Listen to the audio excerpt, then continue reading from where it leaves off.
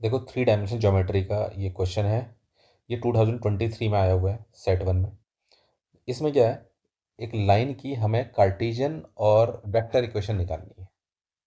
Cartesian equation भी निकालनी है और वेक्टर भी इक्वेशन भी निकालनी है। और दे रखा है कि लाइन किसी पॉइंट ए से पास हो रही है, जिसे कोऑर्डिनेट दे रखे हैं।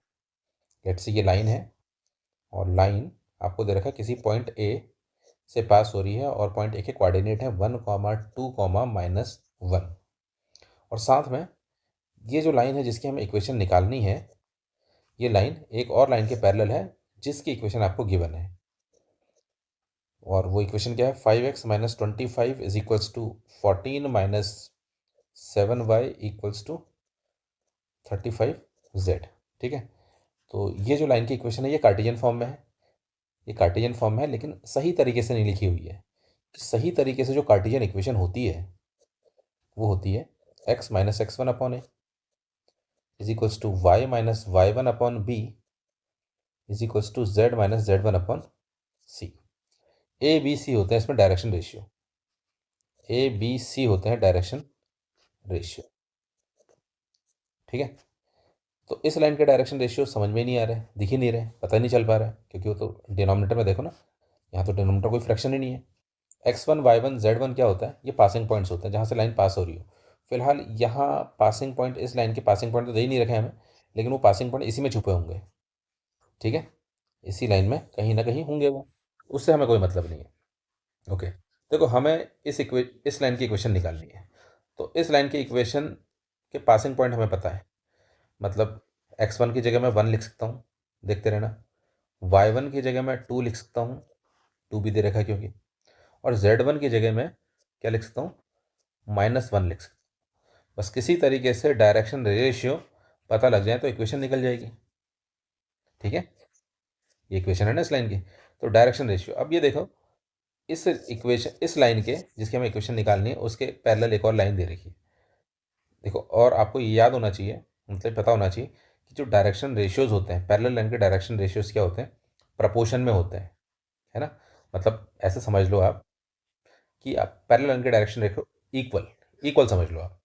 ठीक है। वैसे तो प्रपोर्शन में होता है, लेकिन हम यहाँ 12th क्लास में ज़्यादा डिटेल में नहीं जाएंगे, हमें तो आंसर निकालने से मतलब है। तो इक्वल होते हैं, मतलब जो डायरेक्शन रेशियो आप इस लाइन के निकाल लोगे वो आप इसमें चिपका सकते हो, क्योंकि ये दोनों लाइनें पैरेलल गिवन है। ठीक है। तो इस लाइन के डायरेक्शन रेशियो कैसे पता करें, इस लाइन के। तो इस लाइन को सबसे पहले हम स्टैंडर्ड कार्टेशियन इक्वेशन में कन्वर्ट करेंगे। देखो कैसे, इस टाइप की बनाएंगे। देखो कैसे, फिर से लिख लेते हैं यहाँ पे सही से। 5x - 25 इज इक्वल्स टू है 14 - 7y इज इक्वल्स टू है 35z। तो यहाँ से मैं क्या कर रहा हूँ, 5 कॉमन ले रहा हूँ, अंदर बचेगा x - 5।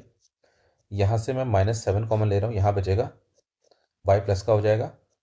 और 14 जो है वो -2 में कन्वर्ट हो जाएगा। और 35z को मैंने ऐसे लिखा। यहाँ देखना, x - 5, इस 5 को मैं ऐसा लिखता हूँ 1/5। ठीक है। क्योंकि आप इसको फिर, क्योंकि ये ना, ये तो ऊपर ही जाएगा मल्टीप्लाई होने के लिए, तो ऐसा ही बन जाएगा। तो मैंने इसको ऐसा लिखा कि क्यों क्यों लिखा है ऐसा, वो भी समझ लो। क्योंकि मेरे को x का, y का और z का वन चाहिए, प्लस का वन चाहिए। अब देख लो यहाँ पे, अभी तो 5 था यहाँ, अब देखो 1 आ गया। ठीक है। ऐसे यहाँ पे y -2/1/-7 लिख सकता हूँ इसको। इधर z को मैं लिख 35z को मैं लिख सकता हूँ z/1/35। ठीक है। चेक करो एक्स वाई जेड के कोफिशिएंट क्या आ गए, 1 आ गए। ओके। अब यहाँ पे देखो, ये फ्रैक्शन पार्ट, ये डायरेक्शन रेशियो ए हो गया, ये बी हो गया और ये सी हो गया। लेकिन ये फ्रैक्शन पार्ट में आ रहे हैं, डायरेक्शन रेशियो फ्रैक्शन पार्ट में आ रहे हैं, और हमें फ्रैक्शन पार्ट में ये डायरेक्शन रेशियो नहीं चाहिए। तो हम क्या करेंगे, एक सिंपल एक होल नंबर बनाने के लिए, एक सिंपली होल नंबर बनाने के लिए या फिर एक इंटीजर बनाने के लिए हम क्या करेंगे, सबसे बड़ा नंबर जो है डिनोमिनेटर में 5 -7 और 35 में सबसे बड़ा नंबर 35 है, तो उससे मल्टीप्लाई करते हैं। देखो 35 से मैंने मल्टीप्लाई करा, देखो 35 से मल्टीप्लाई करा, ताकि एक आपका क्या बन जाए, एक इंटीजर आ जाए, है ना। डायरेक्शन रेशियो इंटीजर फॉर्म में ही होने चाहिए। देखो 5 7 जा, 7 5 जा, और 35 से 35 कैंसिल हो गया। तो मेरे पास इक्वेशन आ गई, x - 5/7 y -2/, माइनस का 5 क्योंकि ये माइनस भी था, is equals to z upon 1। ठीक है, और z को मैं z माइनस 0 भी लिख सकता हूँ। क्लियर? तो मुझे पता लग गया भाई, मुझे पता लग गया ये जो है इक्वेशन ऑफ लाइन, क्या ये इक्वेशन ऑफ लाइन किसकी है? ये इस लाइन की इक्वेशन है जो हमें पैरेलल लाइन दे रखी थी, इस लाइन की इक्वेशन है। तो पैरेलल लाइन के डायरेक्शन रेशियो इक्वल होते हैं। तो 7 माइनस 5 और 1 क्या है? ये डायरेक्शन रेशियो है ABC, है ना। इसको हम इक्वेशन ऑफ लाइन जो ए है इसमें रख लेते हैं और हमारे पास आंसर आ जाएगा। तो equation of line, equation of line in Cartesian form, क्योंकि वेक्टर फॉर्म में भी निकालनी है और कार्टेशियन में भी निकालनी है, कार्टेशियन फॉर्म। तो इक्वेशन ऑफ लाइन क्या होती है? X minus X one passing point given था 1 1, देखो ये पासिंग पॉइंट यही तो है। तो 1 को मैं लिख सकता हूँ एक्स माइनस 1 अपॉन ए, डायरेक्शन रेशियो क्या है? 7। वाई माइनस वाई वन क्या है? 2 अपॉन बी होता है direction ratio B, -5 is equals to Z minus क्या? -1 है, माइनस माइनस प्लस हो जाएगा अपॉन डायरेक्शन रेशियो क्या है? 1। तो ये आ गई हमारी कार्टेशियन इक्वेशन। ठीक है, vector equation, vector equation line की क्या होती है? Vector R equals to vector A plus lambda vector B. Lambda तो क्या है? कांस्टेंट है। ठीक है, लेमडा एक कांस्टेंट है। तो vector R equals to vector A. Vector A क्या होता है? जो पासिंग पॉइंट होता है ना, उसको वेक्टर में कन्वर्ट कर लो, पासिंग पॉइंट को वेक्टर में कन्वर्ट कर लो। तो पासिंग पॉइंट क्या थे? 1, 2, -1 थे। तो पासिंग पॉइंट का वेक्टर बना लो, उसको वेक्टर ए बोलेंगे। तो 1 को मैं लिख सकता हूँ आई कैप, प्लस 2 को लिख सकता हूँ 2j कैप, -1 को लिख सकता हूँ माइनस के कैप। ये पासिंग पॉइंट का वेक्टर आ गया, plus lambda. Vector B, vector B क्या होता है? जो डायरेक्शन रेशियो होता है उनका वेक्टर बना लो। जो डायरेक्शन रेशियो थे कौन? 7, -5 और 1, इनको इनको वेक्टर में कन्वर्ट कर लो। तो कैसे? 7i cap -5j cap plus 1 को लिख सकता हूँ के कैप। तो ये हमारे पास आ गई वेक्टर इक्वेशन। ठीक है, वेक्टर इक्वेशन और कार्टेशियन इक्वेशन किसकी? इस लाइन की। देखिए नेक्स्ट क्वेश्चन क्या है, कह रहा find the coordinate of a point on the line. एक लाइन है जिसकी इक्वेशन आपको दे रखी है, कह रहा इसमें एक पॉइंट निकालो। जिसमें पॉइंट निकालना है उस पॉइंट की जो परपेंडिकुलर डिस्टेंस है कहाँ से? ओरिजिन से, वो दे रखी है √11। देखो इस टाइप से कंडीशन है, ये लाइन है, ये लाइन है। इस लाइन में हमें एक पॉइंट निकालना है। लेट से वो पॉइंट मैंने माना m, और जिसके कोऑर्डिनेट मान लिए मैंने x, y, z। ठीक है, ये पॉइंट निकालना है मुझे। और क्या दे रखा है? इस पॉइंट m की जो परपेंडिकुलर डिस्टेंस है, डिस्टेंस का मतलब हमेशा और हमेशा परपेंडिकुलर डिस्टेंस होता है 3D में। ठीक है, तो इस पॉइंट की जिसकी हमने कोऑर्डिनेट्स निकालने हैं, उस पॉइंट की ओरिजिन से, कोई ओरिजिन होगा, लेट से ओरिजिन का मैंने पॉइंट माना P, जिससे कोऑर्डिनेट थे 0,0,0 मैंने मान लिए। ठीक है, क्योंकि ओरिजिन के 0,0,0 ही होते हैं। तो इस P से M पॉइंट की जो डिस्टेंस है या फिर परपेंडिकुलर डिस्टेंस है वो √m दे रखी है आपको। ठीक है, तो हमें ये निकालना है। ओके, m की वैल्यू निकालनी है। ठीक है, मतलब फुट ऑफ परपेंडिकुलर निकाल रहे हैं, ऐसे समझ लो आप। ओके, तो हमने कहा कि जो हमें लाइन की इक्वेशन दे रखी है, मैंने यहाँ पे लिख भी रखी है, देखो ये लाइन की इक्वेशन दे रखी है। तो ये लाइन की इक्वेशन मैंने मान ली लेमडा। ठीक है, x/a=1/2 = z+1/2 को मैंने लेमडा मान लिया। तो यहाँ से x की वैल्यू क्या आ गई? x की वैल्यू डायरेक्ट लेमडा आ गई। ठीक, और मैं अगर यहाँ से y की वैल्यू निकालूँ तो y की वैल्यू आ गई 2λ+1। और अगर मैं यहाँ से z की वैल्यू निकालूँ इसको और इसको इक्वेट करके, तो z की वैल्यू आ गई 2λ-1। ओके, और यही x y z क्या है? आपके m पॉइंट के कोऑर्डिनेट है, यही हमने निकालना है। ठीक है, मतलब अब मैं ये कह सकता हूँ इनडायरेक्ट वे में कि मुझे किसी तरीके से लेमडा अगर पता लग जाए तो मैं यहाँ रख दूंगा तो x y z आ जाएगा। ठीक है, PM लाइन है उसकी डिस्टेंस कितनी दे रखी है? उसकी डिस्टेंस दे रखी है √11। और आपको पता है मैं PM लाइन में डिस्टेंस फॉर्मूला यूज़ कर सकता हूँ। क्या होता है डिस्टेंस फॉर्मूला? √x2 - x1 का whole square plus y2 - y1 का whole square plus z2 - z1 का होल स्क्वायर। ठीक है, ये डिस्टेंस होती है, और डिस्टेंस कितनी देर की है? √11। ठीक, स्क्वायरिंग बोथ साइड करके आप रूट कैंसिल कर सकते हो, स्क्वायरिंग बोथ साइड करके। ठीक है, स्क्वायरिंग बोथ साइड करके रूट कैंसिल हो जाएगा। ओके, तो किसी भी एक को x1 y1 z1 मान लो और किसी दूसरे पॉइंट को x2 y2 Z2 मान लो, तो रख लेते हैं वैल्यू। x2 मतलब x माइनस x1 मतलब 0 का होल स्क्वायर, y2 मतलब y माइनस y1 मतलब 0 का होल स्क्वायर, Z2 माइनस मतलब z माइनस Z1 मतलब 0 का होल स्क्वायर इक्वल्स टू 11 दे रखा है। ठीक है, ओके, यहाँ से X square plus Y square plus Z square की वैल्यू आ गई 11, राइट। एक्स की वैल्यू क्या है, लैम्डा, तो स्क्वायर है तो lambda square plus Y square मतलब वाई वाई क्या है 2 लैम्डा प्लस 1 का whole square plus Z, Z की वैल्यू क्या है 2 लैम्डा माइनस 1 का होल स्क्वायर इक्वल्स टू 11। ठीक है, इसमें देखो इसको सॉल्व कर लेना आप लोग, मैं आपको बताता हूँ। यहाँ से लैम्डा जो आएगा वो आएगा +-1। ठीक है, इतनी कैलकुलेशन तो आपको आती है। लैम्डा की वैल्यू +-1 आएगी तो इसका मतलब 2 पॉइंट्स निकलेंगे। तो हमारे पास जो एम पॉइंट के कोऑर्डिनेट क्या दे रखे थे, X comma Y comma Z, देख सकते हो आप, इसी की वैल्यू निकालनी है।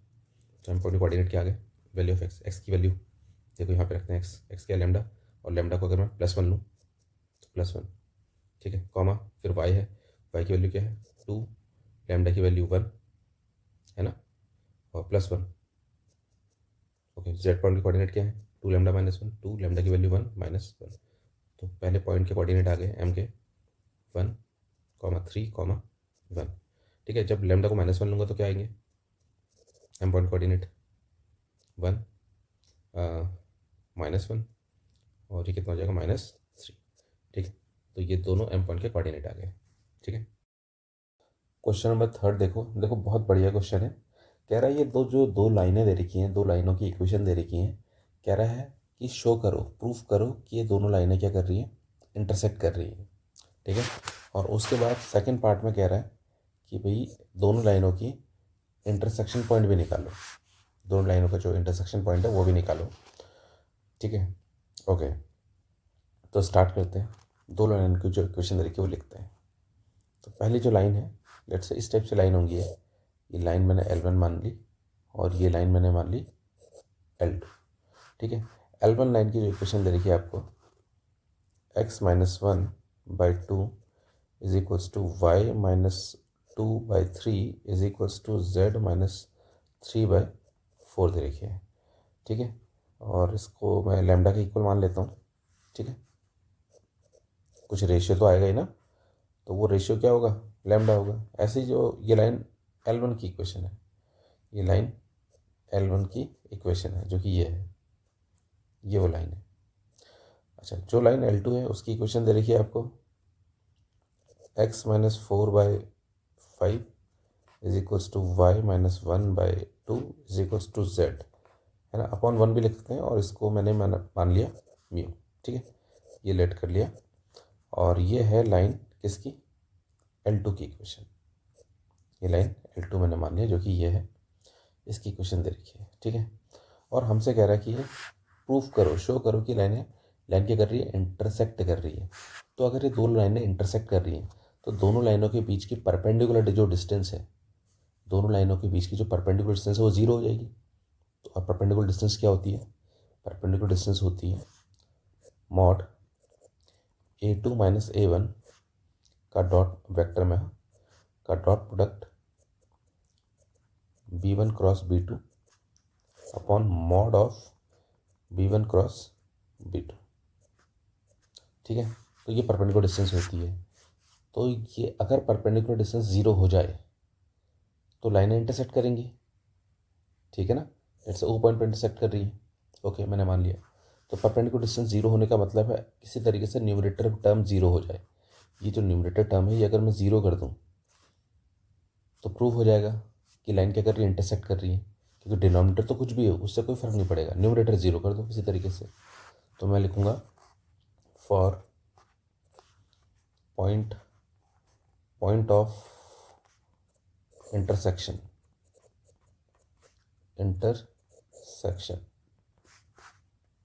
A2 माइनस A1 का डॉट प्रोडक्ट किसके साथ, B1 क्रॉस B2 के साथ क्या आना चाहिए, 0 आना चाहिए। ठीक है, तो A1 कौन है, B1 कौन है। देखो सबसे पहले तो भैया आपको क्या करना पड़ेगा, आपको करना पड़ेगा वेक्टर फॉर्म में कन्वर्ट इसको, इस लाइन को। तो बहुत ईजी है ना, कार्डियन इक्वेशन को वेक्टर फॉर्म में कन्वर्ट करना बहुत ईजी है। तो वेक्टर इक्वेशन होती है vector R equals to vector A plus lambda vector B. ठीक है, तो मैं आपको बता देता हूँ ये वेक्टर फॉर्म होती है। ए कौन होता है, बी कौन होता है, वो बता देता हूँ आपको। वेक्टर आर इक्वल्स टू ए क्या होता है, पासिंग पॉइंट जो होते हैं, लाइन जहाँ से पास हो रही होती है, ये दे रखा ना 1 2 और ये 3, ये पासिंग पॉइंट है। ठीक है, तो पासिंग पॉइंट को आई जे के में कन्वर्ट कर लेना। तो 1 को मैं लिख सकता हूँ आई कैप, प्लस 2 को लिख सकता हूँ, ठीक है, माइनस नहीं है, माइनस तो फॉर्मूले का ही होता है, माइनस मत लगा देना। 2 को मैं लिख सकता हूँ 2 आई कैप, और 3 को लिख सकता हूँ +3 जे कैप। ये पासिंग पॉइंट मतलब वेक्टर ए हो गया, plus lambda times vector B. Vector B जो होता है वो होता है डायरेक्शन रेशियो जो होते हैं उनको, उन पे आई जे के लगा लो, मतलब 2 पे आई कैप लगा लेते हैं, +3 पे जे कैप लगा लेते हैं, +4 पे लगा लेते हैं के कैप। ठीक है, तो ये हो गई मेरी लाइन L1 की वेक्टर इक्वेशन, लाइन L1 की vector equation. Similarly line L2 की वेक्टर इक्वेशन लिख लेते हैं। Vector R equals to vector A, L2 के लिए वेक्टर ए कौन होगा बताना, ये होंगे ना 4 1, और यहाँ पे कुछ नहीं है तो -0 लिख सकता हूँ मैं। तो 1 को मैं लिख सकता हूँ आई कैप, और ठीक है सॉरी 4 है ना पहले, तो 4 आई कैप, 1 को लिख सकता हूँ मैं जे कैप, और कुछ भी नहीं है मतलब 0 के cap, plus mu. Vector B होता है, वेक्टर बी क्या होता है, जो भी डायरेक्शन रेशियो है उनको आई जे के में लिख लो। तो 5 आई कैप +2 जे कैप, जेड के नीचे तो अपॉन 1 है, तो 1 को लिख सकता हूँ आई कैप। ये तो ये हो गई भाई लाइन L2 की वेक्टर इक्वेशन। ठीक है, अब यहाँ से बहुत इजी है, क्या निकालना, A2 - A1 निकालना। तो सबसे पहले A2 - A1 निकालते हैं। A2 कौन, ये A2 हो गया, क्या समझना, किससे कोई दूसरा कलर लेता हूँ मैं, दूसरा कलर कौन सा लूँ भाई, चलो ग्रीन लेता हूँ ना, पहले लेता हूँ, देखो ये A1, ये A2, ये B1, ये B2 है ना, इससे चेक करो। तो A2 - A1 मतलब 4 आई कैप +J कैप +0 के कैप का डॉट प्रोडक्ट A1 के साथ, A1 ये है आई कैप +2 जे कैप है +3 के कैप का डॉट प्रोडक्ट कर लिया। सॉरी सब्ट्रैक्शन करना है, सब्ट्रैक्शन नॉट डॉट प्रोडक्ट।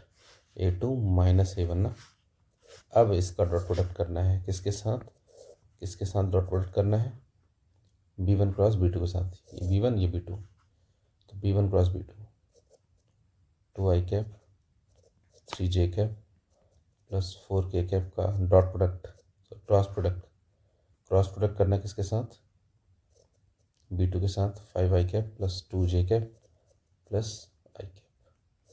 ठीक है, और इसकी वैल्यू हमने 0 प्रूफ करनी है भाई। ठीक है, वो तो प्रूफ करेंगे, चलो पहले सब्ट्रैक्ट कर लेते हैं। कितना है 3 आई कैप, देन माइनस का जे कैप, देन माइनस का 3 के कैप का डॉट प्रोडक्ट करना है दो वेक्टर के क्रॉस प्रोडक्ट के साथ। क्रॉस प्रोडक्ट के लिए मेरे को क्या करना पड़ेगा, आई जे डिटरमिनेंट मेथड यूज़ करना पड़ेगा, आई जे के लिखना पड़ेगा। तो सबसे पहले हम पहली रो में फिट करेंगे 2 3 और 4, ठीक है, फिर दूसरी रो में 5 2 और 1, ठीक है। तो इसको सॉल्व कर लेते हैं, पहले इसको सॉल्व कर लेते हैं। ठीक है, ये तो ऐसे ही रहेगा 3 आई कैप -j कैप -3 के कैप ऐसे रहेगा, का डॉट प्रोडक्ट निकालते हैं। तो चलो आई कैप, रो छुपाओ कॉलम छुपाओ, ये पता ही है आपको। 3 - 4 to 8, तो माइनस का 5, माइनस का जे कैप, रो छुपाओ कॉलम छुपाओ, 2 और 20 माइनस का, तो माइनस का 18 हो गया, प्लस के कैप कितना है 4 और माइनस का 15 मतलब माइनस का 11। ठीक है, तो मेरे पास क्या आया, 3i minus j minus 3k का डॉट प्रोडक्ट करना है। देखो, -5i minus minus plus 18j minus का 11k। ठीक है, इसका डॉट प्रोडक्ट कर लेते हैं फिर। तो कितना हो जाएगा, आई से आई वाला मल्टीप्लाई हो जाएगा, तो माइनस का 15 प्लस माइनस माइनस 18 इंटू 1 18 और माइनस माइनस प्लस 11 3 जा 33। ठीक है, अब आप चेक कर सकते हैं, 8 33 बिल्कुल ये कैंसिल हो गया, टोटल क्या आ गया 0। ठीक है, तो आपको ये पता चल गया कि ये दोनों लाइनें क्या कर रही हैं, इंटरसेक्ट कर रही है, क्योंकि परपेंडिकुलर डिस्टेंस क्या है 0 है। अब हमें पॉइंट ऑफ इंटरसेक्शन भी निकालना है। तो पॉइंट ऑफ इंटरसेक्शन निकालने के लिए देखो, स्टार्टिंग में मैंने इसको एक को लैम्डा माना था और एक को क्या माना था, म्यू माना था। तो पॉइंट ऑफ इंटरसेक्शन, तो ध्यान से समझना, अब मैं यहाँ से एक्स की वैल्यू, वाई की वैल्यू, जेड की वैल्यू निकाल रहा हूँ। ठीक है, इन टर्म्स ऑफ लैम्डा। तो यहीं से चेक करो, मैं थोड़ा सा इसको जूम इन कर रहा हूँ ताकि आपको ये चीज़ें दिखे भी। या फिर एक काम करता है, जूम इन करके ना मैं क्या कर रहा हूँ, इक्वेशन ऑफ लाइन लिख रहा हूँ पहले सही से दोबारा से। तो x minus 1/2 equals to 3y minus 2/3 equals to 3z minus 3/4 equals to lambda मैंने लिखा था। और दूसरे इनकी इक्वेशन थी x minus 4/5 is equals to y minus 1/2 is equals to z upon 1 equals to mu. ठीक है, अब देखो, जब मैंने ये इक्वेशन लिख दी है तो मैं यहाँ से देखो एक्स वाई जेड की value in terms of lambda निकालूंगा। पहली लाइन, ये लाइन L1 है, ये लाइन L2 है। ठीक है, तो L1 लाइन से एक्स की वैल्यू, इसकी वैल्यू क्या आएगी, इसको कंपेयर इक्वेट कर रहे हैं। ठीक है, तो 2 लैम्डा प्लस 1, यहाँ से y की वैल्यू क्या आएगी देखना, y equals to 3 lambda plus 2, यहाँ से z की वैल्यू क्या आएगी, z equals to 4 lambda plus 3। ये एक्स वाई जेड आया लाइन L1 से। लाइन L2 से एक्स वाई जेड निकाल लो,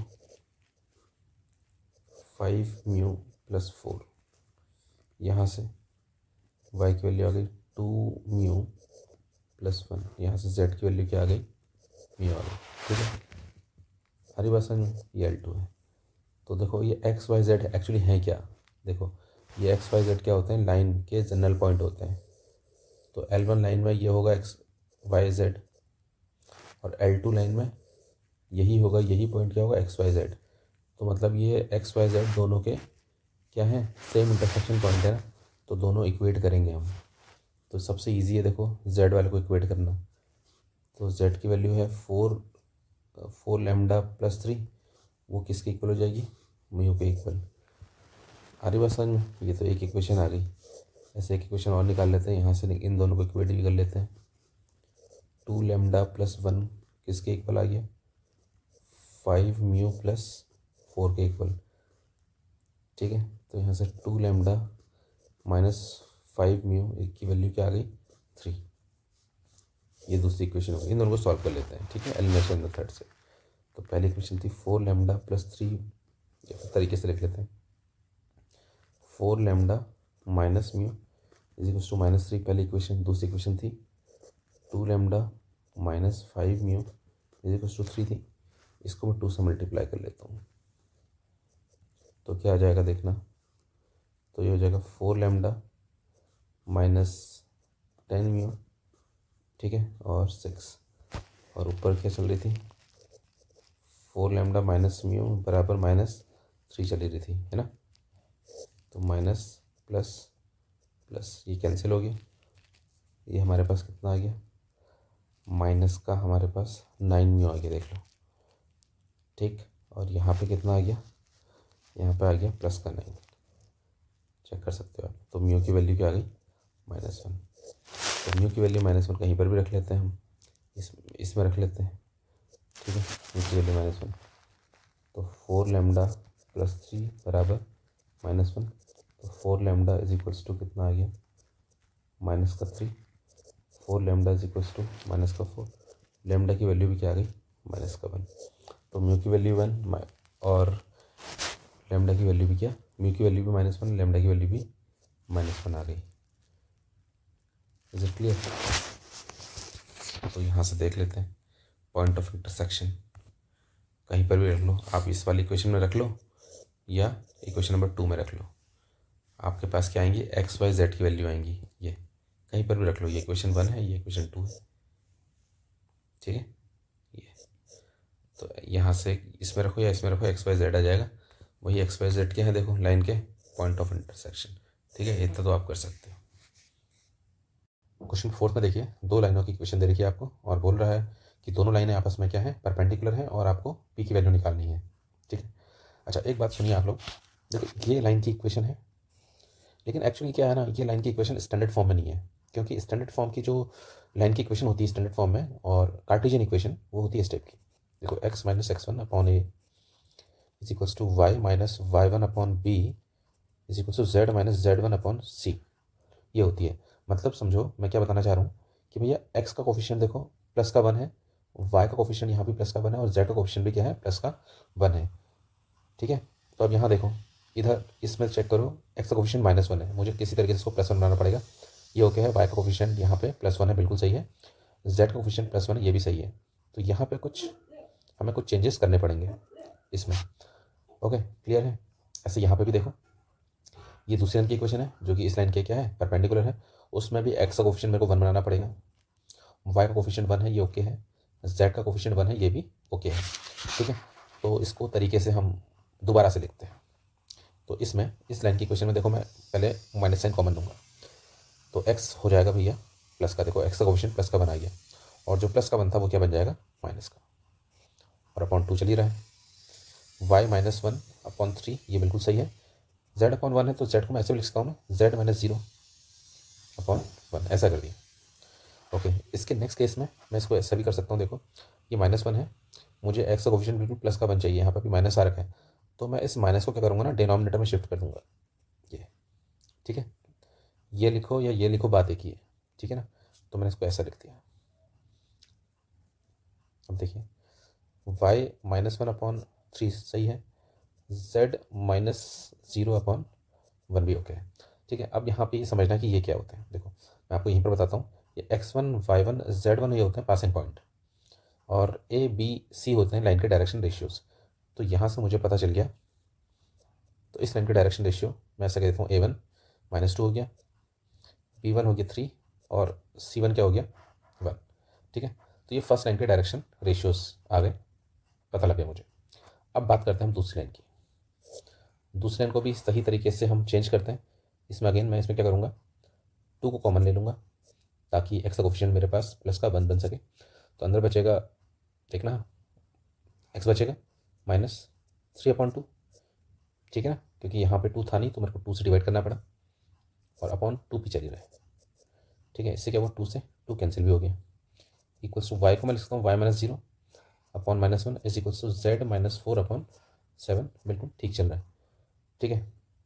तो दोबारा से लिखते हैं, देखो x -3/2 upon p equals to y -0 upon -1 equals to z -4 upon 7। अब आप चेक कर सकते हो इस वाली इक्वेशन में x का कोफिशिएंट, y का कोफिशिएंट और z का कोफिशिएंट क्या है, प्लस के 1 है। तो इसका मतलब ये कार्टेशियन, परफेक्ट कार्टेशियन इक्वेशन में हमने इस लाइन को कन्वर्ट कर लिया है। तो यहाँ से जो डिनोमिनेटर पार्ट होते हैं लाइन के, वो क्या होता है, डायरेक्शन रेशियो, नाम दे दिया मैंने a2 b2 और c2, क्लियर है। अब आपसे कह रहा है कि देखो क्वेश्चन में ही कह रहा है, ये साफ साफ ये जो दोनों लाइनें ये क्या है, आपस में परपेंडिकुलर है। तो दोनों लाइनें अगर परपेंडिकुलर होती हैं तो उनके डायरेक्शन रेशियोज़ के प्रोडक्ट का सम 0 के बराबर होता है। मतलब a1 a2 plus b1 b2 plus c1 c2 की वैल्यू होती है 0, ठीक है। ये कब होता है, जब दो लाइनें क्या हों, परपेंडिकुलर हों, तो उनके डायरेक्शन रेशियोज़ के प्रोडक्ट का सम 0 के इक्वल होता है। तो a1 क्या है, देखो यहाँ से रख लेते हैं, a1 है -2 इंटू a2 यहाँ से रख लेते हैं p प्लस b1 है 3 इंटू b2 क्या है, -1 प्लस c1 है हमारे पास 1 इंटू c2 क्या है 7, और इक्वल टू 0 चल ही रहा है। तो यहाँ से -2p plus -3 plus 7 equal to 0। तो यहाँ से -2p की वैल्यू क्या आ गई, प्लस का 4 इक्वल टू 0। तो -2p की वैल्यू क्या आ गई, -4, और p की वैल्यू आ गई 2, और यही p की वैल्यू मुझे इस क्वेश्चन में निकालनी है, ठीक है। देखो क्वेश्चन नंबर 5 क्या है, ये बोर्ड 2024 में आया हुआ है। बोल रहा है find the distance between the line, एक लाइन है जिसकी इक्वेशन आपको ये गिवन है, ठीक है, and another line parallel to it, ठीक है, पासिंग थ्रू द पॉइंट 4,0,-5। देखो क्या सिचुएशन है, कह रहा एक लाइन है, ये लाइन जिसकी इक्वेशन आपको गिवन है। तो कह रहा ये जो लाइन है ये एक लाइन के पैरेलल है।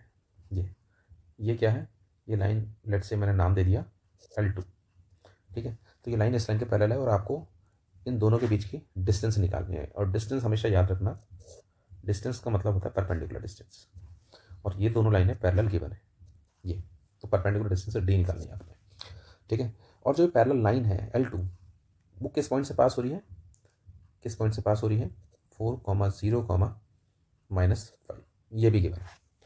तो सबसे पहले ये जो लाइन है ये, इसको दोबारा से लिखते हैं और सही तरीके से लिखते हैं। क्यों, यहाँ चेक करना, इधर एक्स का कोफिशिएंट 1 है, बिल्कुल सही।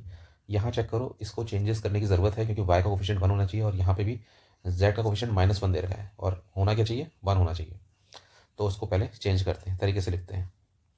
तो जो लाइन L1 है उसको सही से लिखते हैं x/2, मतलब इसको मैं x - 0/2 भी लिख सकता हूँ, इज इक्वल्स टू 2 कॉमन ले लेते हैं, y - 3/4 इज इक्वल्स टू यहाँ से z -1 कॉमन लेते हैं, तो z प्लस का हो गया और 1 हो गया माइनस का और अपॉन -1, ठीक है। तो चीज़ें कैंसिल हो रही हैं, लाइक 2 2 जा और माइनस से माइनस कैंसिल। तो इक्वेशन फाइनली हमारी रिफाइंड हो गई है।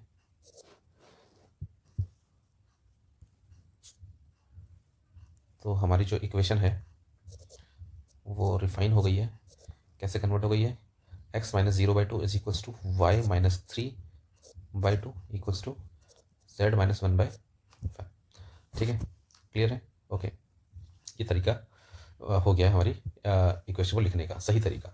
अब मैं इसी को वेक्टर फॉर्म में कन्वर्ट कर लेता हूँ। वेक्टर फॉर्म में इसको मेरे को वेक्टर फॉर्म में भी कन्वर्ट करना पड़ेगा। क्यों करना पड़ेगा, आपको आगे समझ में आएगा। वेक्टर फॉर्म क्या होती है, पहले वेक्टर फॉर्म में यहाँ पे लिख लेता हूँ। वेक्टर फॉर्म होती क्या है, vector R is equals to vector A plus lambda vector B, ठीक है, ओके। तो वेक्टर फॉर्म जो हो जाएगी इसकी, vector R equals to vector A होता है जो हमारे पासिंग पॉइंट होते हैं, ये इनमें आई जे के लगा लेंगे, तो 0 i cap plus 3 j cap plus 1 है ना, 1 को मैं खाली के कैप भी लिख सकता हूँ। ये वेक्टर ए हो गया, प्लस लेमडा। वेक्टर बी क्या होता है, डायरेक्शन रेशियोज, जो कि कौन है, 2 2 और 1 है, तो इनमें भी आई जे के लगा लेंगे, 2 i cap plus 2 j cap plus 1 है तो खाली सिंपली के कैप लिख दे रहा हूँ। तो वेक्टर फॉर्म में मैंने इस लाइन L1 को कन्वर्ट कर लिया, ये लाइन L1 है, ठीक है, ओके। अब देखना, अब मैं यहाँ पे लिख रहा हूँ, देखो मुझे पता है कि क्या ये जो लाइन L1 है ये L2 के क्या है, L2 के पैरेलल है। तो पैरेलल लाइन के डायरेक्शन रेशियो सेम होते हैं, ये चीज़ याद रखना। तो पैरेलल लाइन देखना, तो लाइन L2 की जो वेक्टर इक्वेशन होगी देखना वो क्या कैसे बनेगी, vector R equals to vector A, हमेशा पासिंग पॉइंट के वेक्टर होते हैं, पासिंग पॉइंट दे रखे हैं आपको, देखो तो मैं 4 को लिख सकता हूँ 4 i cap plus 0 j cap minus 5 के कैप प्लस, क्योंकि एक दूसरी लाइन है पैरेलल भी है तो दूसरी लाइन है, तो एक कांस्टेंट में म्यू रख लेता हूँ इनटू डायरेक्शन रेशियो। जो इस लाइन के डायरेक्शन रेशियो थे पहली लाइन के, वही मैं यहाँ पे यूज़ कर लिया करूँगा, क्योंकि पैरेलल लाइन के डायरेक्शन रेशियोज मैं ऐसा मान लेता हूँ कि इक्वल होते हैं, मतलब प्रोपोर्शन में होते हैं, मैं इक्वल मान ले रहा हूँ, ठीक है। तो 2 i cap plus 2 j cap plus के कैप, ठीक है, यहाँ से यूज़ कर लिए इस लाइन के, है ना। तो ये हो गई लाइन L2 की वेक्टर इक्वेशन, ठीक है, क्योंकि पैरेलल लाइन थी, डायरेक्शन रेशियोज मैंने सेम मान लिए, ठीक है। आप हमेशा सेम मान लिया करना, सबसे बेस्ट तरीका यही है, कम दिमाग लगाओ, बेस्ट रिजल्ट पाओ। पैरेलल लाइन के डायरेक्शन रेशियोज हमेशा सेम, बिल्कुल चिपका दो, कोई दिक्कत नहीं होने वाली कहीं पर भी, ओके। तो वेक्टर इक्वेशन मैंने लिख दी है। अभी वेक्टर इक्वेशन क्यों लिखी, क्योंकि मुझे दोनों लाइनों के बीच की परपेंडिकुलर डिस्टेंस जी निकालनी है, और जिसका फॉर्मूला मैं जानता हूँ, डी होता है मॉड, मॉड इसलिए लगा रहे हैं क्योंकि डिस्टेंस कभी नेगेटिव नहीं होती है, a2 - a1 का वेक्टर का dot product b1 cross b2 upon, okay okay okay okay okay,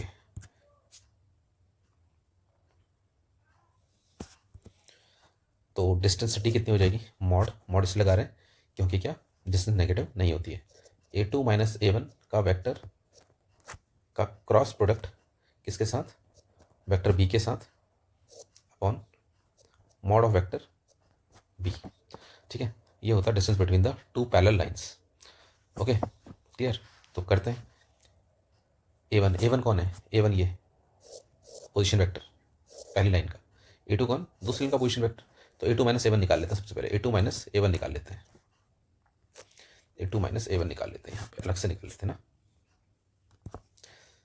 A two minus A one निकाल रहे हैं। हाँ, ए टू क्या है, ए टू है हमारे पास 4 आई कैप प्लस 0 जे कैप माइनस 5 के कैप प्लस सब्ट्रैक्शन ए वन से, ए वन कौन है 0 आई cap plus 3 J cap plus के कैप। ठीक है, तो A two minus A one कितना आ जाएगा देखो, 4 में से 0 सब्ट्रैक्ट होगा 4 आई कैप और यहाँ माइनस 3 जे कैप।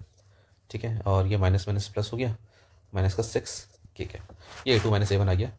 ठीक है, ए टू माइनस ए वन का क्रॉस प्रोडक्ट बी के साथ करना है, बी मतलब डायरेक्शन रेशियो, ये भी बी है और ये भी बी है क्योंकि डायरेक्शन रेशियो सेम है। ठीक है, ओके, तो क्रॉस प्रोडक्ट करना है आपको पता है, ए टू माइनस ए वन का क्रॉस प्रोडक्ट करना है किसके साथ, वेक्टर बी के साथ। तो क्रॉस प्रोडक्ट हमेशा डिटरमिनेंट मेथड से निकालते हैं हम, आई जे के। ठीक है, तो A two minus A one क्या वेक्टर बना 4 माइनस 3 और माइनस 6, फिर है बी, बी क्या वेक्टर है, बी है देखो यहाँ कोई भी सेलेक्ट कर लो, 2 2 और 1। ठीक है, निकालते हैं। तो भाई आई वाले रो आई वाले कॉलम को छुपाओ, जो बचा है उसको क्रॉस मल्टीप्लाई करो, माइनस 3 फिर माइनस माइनस माइनस प्लस हो गया, 6 2 जा 12 आई कैप माइनस जे कैप, रो को छुपाओ कॉलम को छुपाओ क्रॉस मल्टीप्लाई कर लो, 4 माइनस माइनस प्लस 6 2 जा 12 प्लस के कैप, रो को छुपाओ कॉलम को छुपाओ क्रॉस मल्टीप्लाई कर लो, 4 2 जा 8 माइनस माइनस प्लस 3 2 जा 6। तो मेरे पास जो रिजल्ट आया वो आ गया कितना 9 आई कैप और माइनस का 16 जे कैप और 14 के कैप। ये कौन आया, ये आया ए टू माइनस ए वन का क्रॉस प्रोडक्ट किसके साथ, वेक्टर बी के साथ। ठीक है, मॉड ऑफ बी भी निकाल लेते हैं, फिर यहाँ यूज़ करेंगे मॉड ऑफ बी, मतलब magnitude of vector B. Magnitude कैसे निकलता है, स्केलर कंपोनेंट के स्क्वायर के साथ, बी क्या था, बी था 2 2 1 2 2 1, 2 का स्क्वायर 4, 2 का square 4 plus 1, that means root 9 means 3। ठीक है, तो फाइनली वैल्यू ऑफ डी आती है हमारे पास, डी का फॉर्मूला क्या था, A two minus A one का dot product sorry cross product vector B के साथ upon mod of vector B. तो A two minus A one का क्रॉस प्रोडक्ट वेक्टर बी के साथ कितना रिजल्ट आया देखना, हाँ मॉड नहीं लगाना है, क्या आया 9 आई कैप माइनस 16 जे कैप प्लस 14 के कैप अपॉन अपॉन क्या 3। ओके अगेन इसमें तो ऑलरेडी मैग्नीट्यूड पॉजिटिव है तो अपॉन 3 तो ऐसे ही रहेगा, तो अगेन इस पे मॉड लगा लेंगे। ठीक है, मॉड कैसे निकलता है, अंडर रूट 9 का स्क्वायर प्लस माइनस 16 का स्क्वायर प्लस 14 का स्क्वायर, ये रिजल्ट आ जाएगा हमारे पास अंडर रूट ऑफ 9 का स्क्वायर 81 256 प्लस 169/3। ठीक है, इसको आप सॉल्व कर लेना तो ये आपके पास इतने यूनिट्स डिस्टेंस आ जाएगी। ठीक है, 6 क्वेश्चन क्या है देखो, कह रहा है find the distance of a point 2 -1 3। एक पॉइंट है 2 -1 3, ये जो पॉइंट है इस पॉइंट की डिस्टेंस निकालनी है, किससे, इस लाइन से। ठीक है, ये जो पॉइंट है लेट्स से ये पॉइंट पी है, इस पॉइंट की डिस्टेंस निकालनी है मुझे, किससे, इस लाइन से, मतलब इस लाइन की इक्वेशन दे रखी है आपको ये। ठीक है, आ रही बात समझ में। तो लेट्स से ये लाइन है ए बी। ओके, अभी जो पॉइंट है लेट्स से इस लाइन ए बी पे वो एम पॉइंट पे इंटरसेक्ट कर रहा है, मुझे पी एम डिस्टेंस निकालनी है। ठीक है, और वो जो डिस्टेंस जो होती है हमेशा परपेंडिकुलर डिस्टेंस होती है, ये याद रखना है आप लोगों ने। ठीक है, ओके ठीक है, अब साथ में क्या कह रहा है, ठीक है, measured parallel to the Z axis. ये जो लाइन है, ये जो पॉइंट है 2 -1 3, ये जो पॉइंट से हमारी लाइन बन रही है पी एम, ये जो लाइन है ये जेड एक्सिस के क्या है, पैरेलल है। इस तरीके से यहाँ पे आपकी क्या होगी, ये होगी हमारी जेड एक्सिस, मतलब क्वेश्चन में दे रखा कि जेड एक्सिस जो है ये जो पी एम लाइन है उसके पैरेलल है। ठीक है, तो यहाँ पे कन्फ्यूजन होता है बच्चों को, ये पैरेलल किसके है। ठीक है, तो पैरेलल ए बी के नहीं है, किसके है, ये पी एम लाइन के पैरेलल है। ठीक है, तो मुझे पीएम की डिस्टेंस निकालनी है, मतलब परपेंडिकुलर डिस्टेंस निकालनी है। ओके, तो अब एक चीज़ मैं आपको बताऊँ, पैरेलल लाइन के डायरेक्शन रेशियोज़ हमेशा इक्वल हम कंसिडर करते हैं, ठीक है? तो ये बताना जेड एक्सिस ये लाइन है, तो जेड एक्सिस के डायरेक्शन रेशियो क्या होते हैं? 0,0,1, ठीक है? तो इसका मतलब जो पीएम लाइन है उसके डायरेक्शन रेशियोज़ भी क्या होंगे?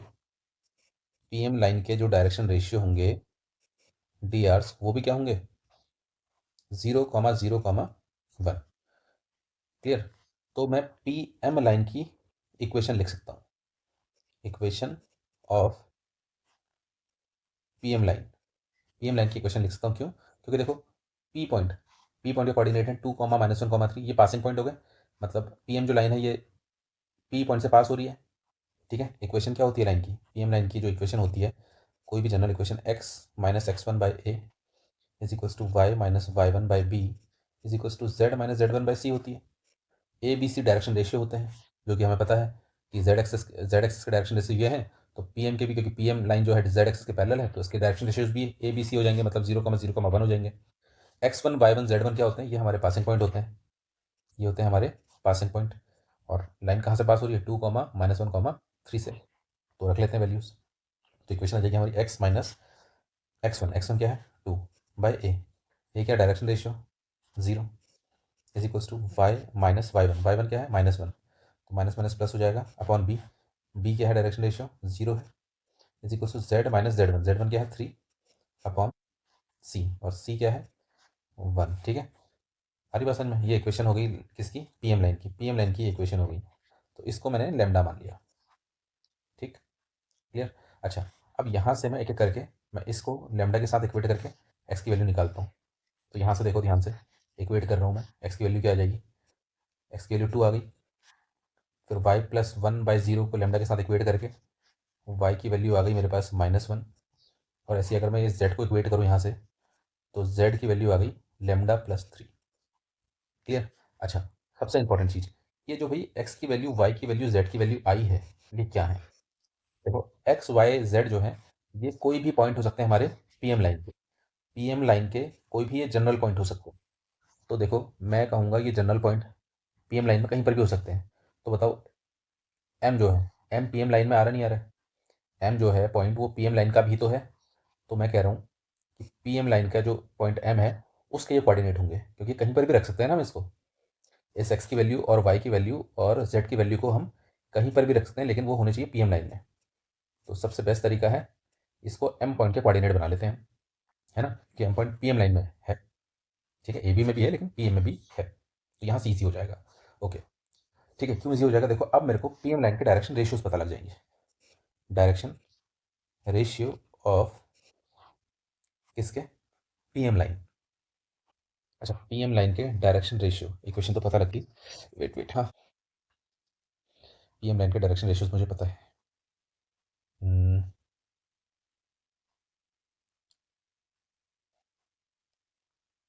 तो मैं एक काम करता हूँ,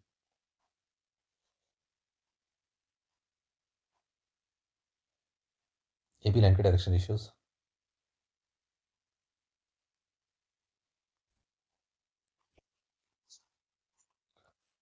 अब मैं क्या निकालूंगा? देखो, मैं निकालता हूँ ए बी लाइन के direction ratios, direction ratio of A B line.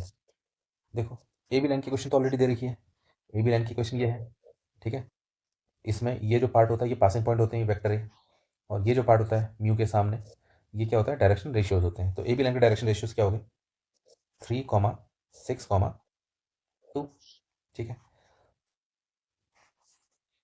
PM line के डायरेक्शन रेशियोज देखो क्या होंगे, पीएम लाइन के, ठीक है?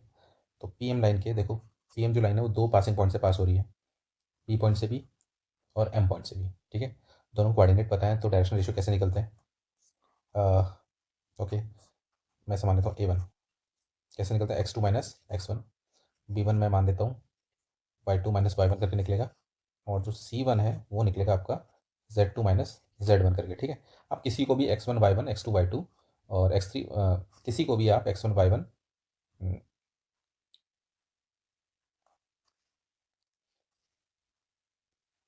ठीक है? आप किसी को भी x1 x2 y1 y2 और z1 z2 मान सकते हो। तो मैं इसको मान लेता हूँ, ये x1 में इसको, और ये हमारा हो जाएगा x2। x1 माइनस x2 क्या हो जाएगा, 0। देख लो, देखते रहना। y1 माइनस y2 कर दो, फिर से 0 हो जाएगा। z1 माइनस z2 कर दो तो आपके पास आज बचेगा क्या, लैम्डा। क्लियर? ओके, अब ध्यान से देखना, पी एम लाइन के डायरेक्शन रेशियोज तो ऑलरेडी मेरे पास हैं। क्या है, 0,0,1 चेक करो। और ये डायरेक्शन रेशियोज हमें पता है ऐसे भी निकलते हैं। देखो 0 वैलिडेट हो रहा है, b1 की वैल्यू 0 वैलिडेट हो रही है, और c1 की वैल्यू क्या है, यहाँ पे 1 है, और यहाँ c1 कितना आ रहा है, लैम्डा। तो इसका मतलब लैम्डा की वैल्यू कंफर्म हो गई क्या, 1। ठीक है, लैम्डा की वैल्यू 1 आ गई। देखो दोनों के डायरेक्शन रेशियोज मैंने इक्वेट करे, क्योंकि ना मेरे को लैम्डा की वैल्यू चाहिए थी, तो इसलिए मुझे जनरल तरीके से भी डायरेक्शन रेशियोज मैंने निकाले और उसको इक्वेट कर दिया पीएम लाइन के जो एक्चुअल डायरेक्शन रेशियोज थे, जो कि 0,0,1 थे। तो वहाँ से लैम्डा की वैल्यू 1 पता लग गई मुझे। बस अब डिस्टेंस निकल जाएगी। तो डिस्टेंस पीएम, डिस्टेंस फॉर्मूला लगा लेते हैं। क्या होता है फॉर्मूला, देखो x2 माइनस x1 का whole square plus y2 minus y1 का whole square plus z2 minus z1 का होल स्क्वायर। ठीक है, तो यहाँ से पीएम की वैल्यू आ गई x2 माइनस x1 का होल स्क्वायर। तो लैम्डा 1 है, हाँ चेक करना, लैम्डा है हमारा 1। तो ये टोटल हो गया 4, ये टोटल हो गया 4। हाँ, ये चीज़ याद रखनी है आपने। अब ये हो गया हमारा 4। तो x2 माइनस x1 का होल स्क्वायर 0 हो जाएगा, y2 माइनस y1 का होल स्क्वायर 0 हो जाएगा, प्लस 4 माइनस 3 का होल स्क्वायर, मतलब √1।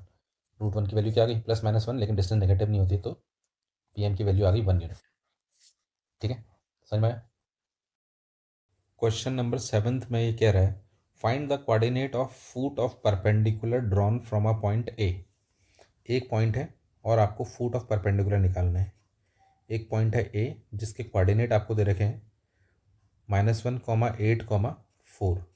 इस पॉइंट ए से आपको क्या निकालना है, फुट ऑफ परपेंडिकुलर।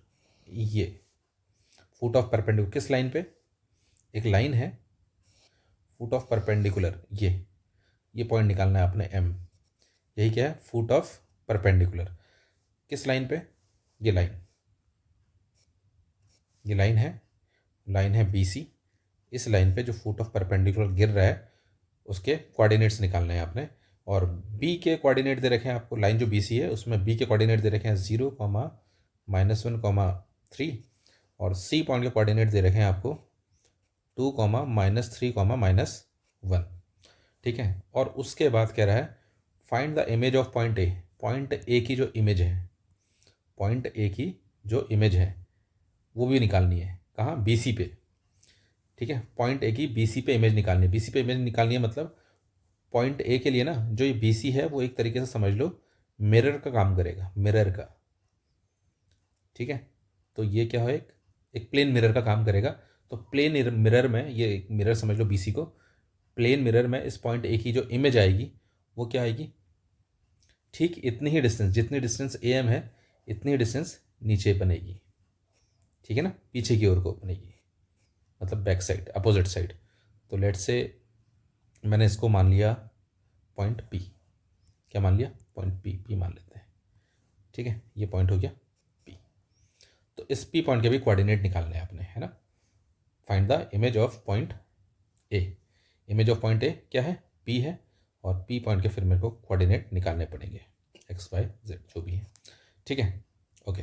तो दो चीज़ें निकालनी है, एक पॉइंट एम के कोऑर्डिनेट, जिसको एम को हम बोल रहे हैं फुट ऑफ परपेंडिकुलर। एम क्या है, एम है foot of perpendicular, foot of perpendicular. और दूसरा पी क्या है, इमेज है। पी क्या है, पी एक ऐसा पॉइंट है जो इमेज बता रहा है, बना रहा है किसकी, ऑफ पॉइंट ए की। ठीक है, ओके, करते हैं स्टार्ट। तो सबसे पहले equation of line B C लिख लेते हैं। Equation of line B C. तो बी सी देखो, बी सी में जो लाइन है वो बी पॉइंट और सी पॉइंट से पास हो रही है। तो ऐसी लाइन की इक्वेशन जो कि कोई भी दो पॉइंट से पास हो रही हो, तो उसकी इक्वेशन ऐसे लिखी जाती है, देखो x minus x1 upon x2 minus x1 direction ratios होते हैं। ठीक है, equals to y minus y1 upon y2 minus y1 equals to z minus z1 upon z2 minus z1। ठीक है, x1 y1 क्या है, मैंने ये मान लिया थोड़ी देर के लिए, x1 y1 z1 और x2 y2 z2 क्या है, ठीक है। क्लियर। तो स्टार्ट करते हैं, इक्वेशन ऑफ लाइन बना लेते हैं। तो x माइनस एक्स वन कौन, zero, upon x2 minus X two ये है, हाँ चलो लिख देते हैं यहाँ पे x1 y1 z1 और ये क्या है x2 y2 z2। तो x2 minus x1 zero, two minus zero zero, two ही आएगा, equals to y minus Y one कौन है, -1 माइनस माइनस प्लस हो गया, upon y2 minus y two minus Y one, minus minus हो गया हमारा प्लस, और ये हो गया माइनस का 2, equals to z minus Z one क्या, z1 3 है, upon z2 minus Z to क्या, -1 और z1 क्या 3, मतलब ये माइनस का 4, ठीक है। तो ये हमारे क्या आ गए, मतलब ये आ गई equation of line B C, equation of line B C है, ठीक है। ओके, अब बहुत ध्यान से समझना। अब मैं ये जो इक्वेशन ऑफ लाइन है, मैंने इसको क्या मान लिया, मैंने इसको मान लिया लैम्डा, कुछ भी मान सकते हैं, मैंने मान लिया लैम्डा। यार ब्लैक मार्कर सेलेक्ट करा था, इसको मैंने मान लिया लैम्डा। तो यहाँ से x की वैल्यू क्या आ गई, अगर मैं इसको और लैम्डा को इक्वेट करूँ तो x की वैल्यू आ गई 2 लैम्डा, y की वैल्यू क्या आ गई -2 लैम्डा -1, और z की वैल्यू क्या आ गई -4 लैम्डा +3, ठीक है। तो हर एक को मैंने लैम्डा के साथ इक्वेट करा। अच्छा, अब ये एक्स वाई जेड जो मैंने निकाले, ये क्या है, ये एक्स वाई जेड तो जनरल पॉइंट होता है ना, किसके, एक्स वाई जेड जो है जनरल पॉइंट है किसके, लाइन ए एम के, ठीक है। लाइन ए एम में कहीं पर भी हो सकते हैं, ये कहीं पर भी, इसको हम कहीं पर भी मान सकते हैं यहाँ ए एम में। तो मैंने कहा यार ये एम पॉइंट, मैंने कहा ये पॉइंट, मैंने कहा ये एक्स वाई जेड जो है, मैंने ऐसा मान लिया ये किसके हैं, एम पॉइंट के कोऑर्डिनेट है, क्योंकि देखो एम पॉइंट किस में आ रहा है, ए एम लाइन में आ रहा नहीं आ रहा, तो मैंने मान लिया ये है कोऑर्डिनेट एम पॉइंट के। 2 लैम्डा, वाई की वैल्यू क्या -2 लैम्डा -1, और जेड की वैल्यू क्या -4 लैम्डा +3, ठीक है। तो ये एक्स वाई जेड, मतलब अब ये समझो मैं केवल किस तरीके से अगर लैम्डा निकाल लूँ और यहाँ रख दूँ तो फुट ऑफ परपेंडिकुलर आ जाएंगे मेरे, ठीक है। ओके, अब जब मेरे को पॉइंट एम के कोऑर्डिनेट पता लग गए तो मैं ए एम लाइन के डायरेक्शन रेशियोज निकाल सकता हूँ। Direction ratio of A M line कैसे, डायरेक्शन रेशियोज का फॉर्मूला होता है x2 माइनस x1, है ना, कॉमा जो ए होता है वो होता है x2 minus x1, comma B की वैल्यू कैसे निकलती है y2 माइनस y1, कॉमा सी की वैल्यू कैसे निकलती है z2 माइनस z1।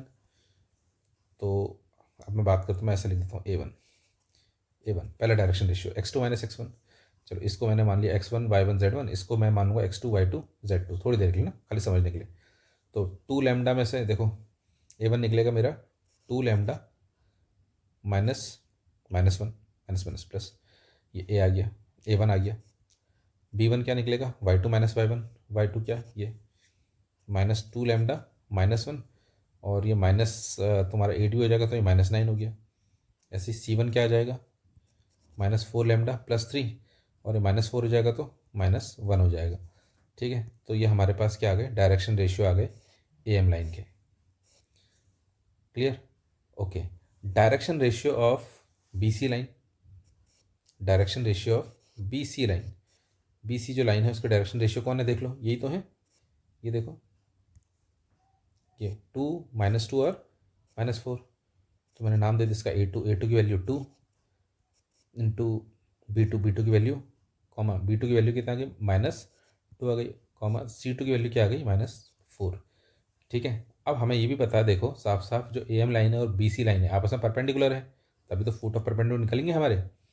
तो मैं लिखूँगा A M is perpendicular to B C. तो अगर दो लाइन परपेंडिकुलर होती हैं तो उनके डायरेक्शन रेशियोज़ के प्रोडक्ट का सम हम जानते हैं क्या होता है, 0 के बराबर होता है। तो यहाँ से लैम्डा आ जाएगा, है ना।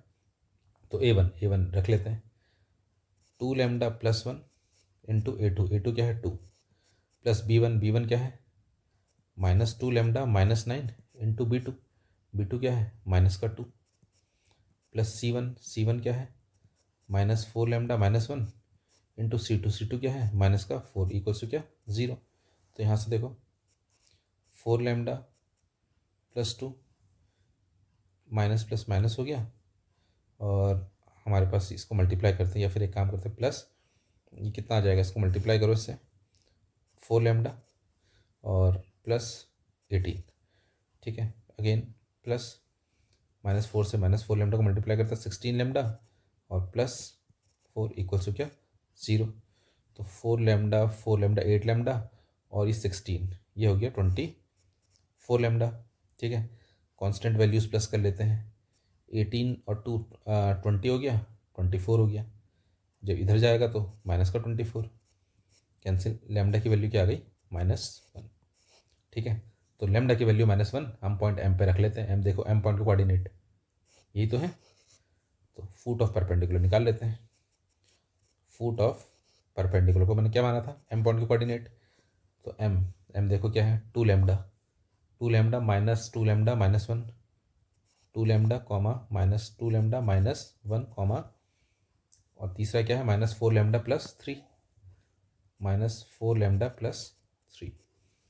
तो निकाल लेते हैं, लैम्डा की वैल्यू -1, तो -2 हो गया, माइनस माइनस ये प्लस हो गया, 2 -1 1 हो गया, और लैम्डा की वैल्यू -1 यहाँ भी रख लेते हैं, माइनस माइनस प्लस हो गया 4, और 4 और 3 7 हो गया, ठीक है। तो ये फुट ऑफ परपेंडिकुलर आ गए,